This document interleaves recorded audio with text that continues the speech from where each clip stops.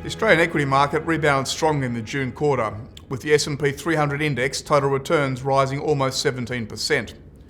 Australia was one of the best performers amongst global markets that were universally strong. Local economic data was weak, although somewhat less so than feared. Notably, first quarter GDP fell a modest 0.3%, and initial expectations around rising unemployment proved excessive. Consumer and business sentiment also improved markedly.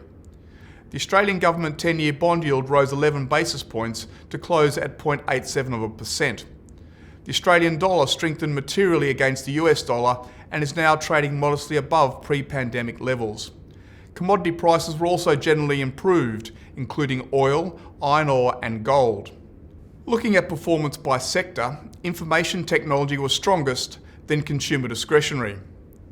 The Maple Brown Abbott Australian Share Fund, wholesale units on an after-fee basis, produced a total return of 14.7%, underperforming the market by 1.8%. The largest positive contributor to performance was our decision not to hold CSL, down 3. After outperforming strongly during the downturn, improving market sentiment saw money flow away from CSL and other defensives. While CSL has now fallen materially from its peak, it still trades on nearly 40 times forward earnings, and we continue to view it as expensive. Our overweight position in Boral, up 85%, performed very well. The stock had been heavily impacted by COVID-related concerns for the US and Australian housing markets and some perceived balance sheet risk. The stock's strong performance over the quarter reflected an improving economic outlook, with fears around an equity raising as yet unfounded. The emergence of Seven's Group Holdings as a major activist shareholder and the appointment of a well-respected CEO successor were also favourably received. The key negative contributors to performance were underperformance from a small number of value stocks held by the portfolio, our decision to avoid strongly performing hyper-PE technology and gold stocks, and the outperformance of small companies. Of stocks not held, a small group of outperforming technology stocks detracted almost 1%, with Afterpay Touch Group up over 200%, the largest single contributor. While some of these stocks may be relatively unaffected by COVID-19, or indeed benefited from an accelerated shift online, the valuations are often incomprehensible.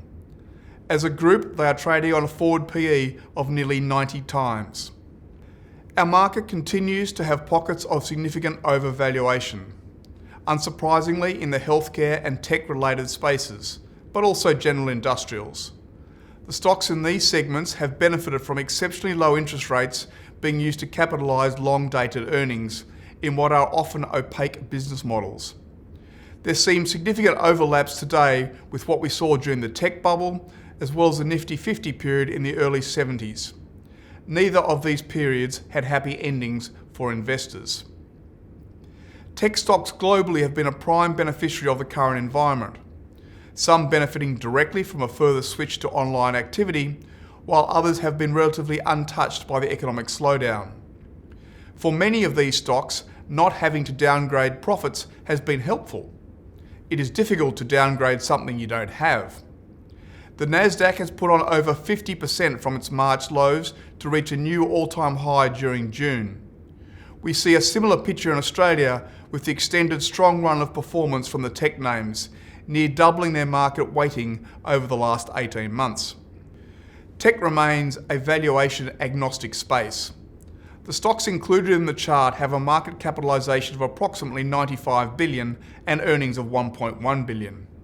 Investors who are active during the tech bubble will remember many similar extreme valuations for tech-related stocks that then quietly disappeared. By way of contrast, the combined market capitalisation of Brambles, Coca-Cola, Coles, Orica and Woolworths, stocks which are, or until recently have been held across our portfolios, is similar, but the profit metrics are vastly different, with the attributable profits over 4 times larger.